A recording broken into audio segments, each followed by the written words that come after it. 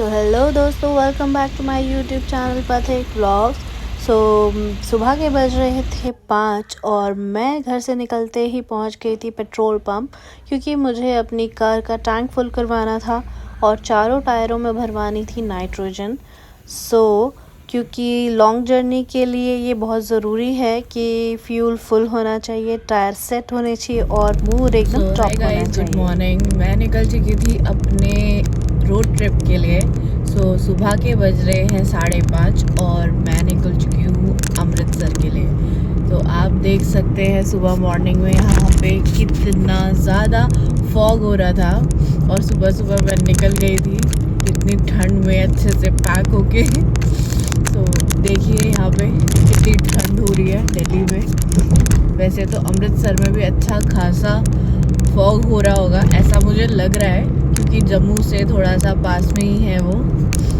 आप देखो मॉर्निंग सुबह 5:30 बजे का ये व्यू है और धुंध हो रही है। और मैं जा रही हूँ अपनी दोस्त को लेने, अनीता को, जो कि मेरे साथ जाएगी चंडीगढ़ तक, क्योंकि चंडीगढ़ में उसका घर है। तो मैं उसे वहाँ ड्रॉप कर दूँगी और उसको ड्रॉप करने के बाद मैं निकल जाऊँगी अपने आगे के सफ़र के लिए। थोड़ा दिल्ली से आगे चलने के बाद मूर्थल क्रॉस करने के बाद मैंने यहाँ पर एक टी ब्रेक लिया, क्योंकि मैं निकली थी 5:30 बजे और टाइम हो रहा था अब 9:30 बजे का और मुझे लगी थी चाय पीने की।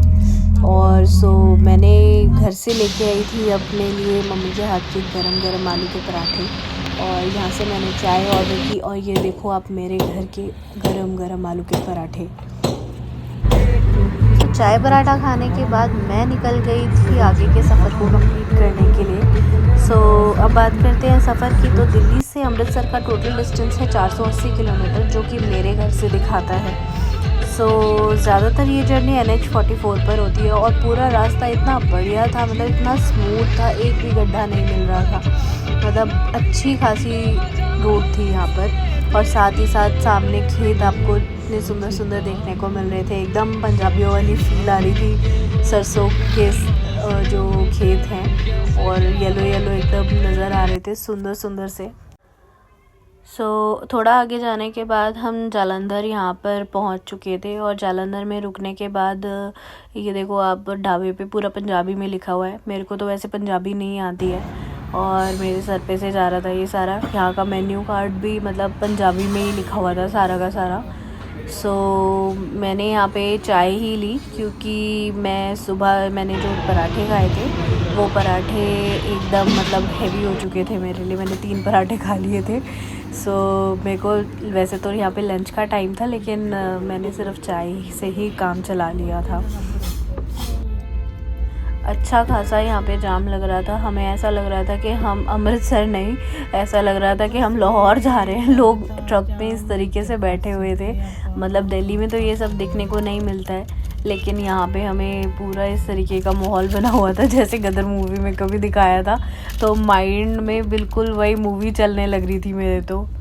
ये जो जाम लग रहा था वो लग रहा था बसंत पंचमी की वजह से, क्योंकि बसंत पंचमी के बाद नेक्स्ट डे जो मूर्ति विसर्जन होता है, तो सारे लोग ट्रक भर के यहाँ पे मूर्ति विसर्जन के लिए जा रहे थे। यहाँ पे व्यास नदी थी, तो उस नदी में ये सारा विसर्जन करने जा रहे थे, तो इस वजह से इतना लंबे जाम में हमें फंसना पड़ गया। फाइनली इतनी देर के स्ट्रगल के बाद अब हम पहुंच चुके थे अमृतसर की दहलीज पर, गोल्डन गेट के पास। ऐसा लग रहा था कि अभी यहाँ से क्रॉस करके गोल्डन टेम्पल देखने को मिल जाएगा, बट ऐसा नहीं है। पहले हमने सोचा है कि यहाँ से हम होटल जाएंगे। होटल जाने के बाद हम वहाँ पे चेक इन करने के बाद थोड़ा सा 1-8 घंटा रेस्ट करने के बाद नाइट व्यू में गोल्डन टेम्पल कैसा लगता है, वो सीन्स मैं आपके साथ शेयर करूँगी। तो मिलते हैं नेक्स्ट वीडियो में, तब तक के लिए थैंक्स फॉर वॉचिंग।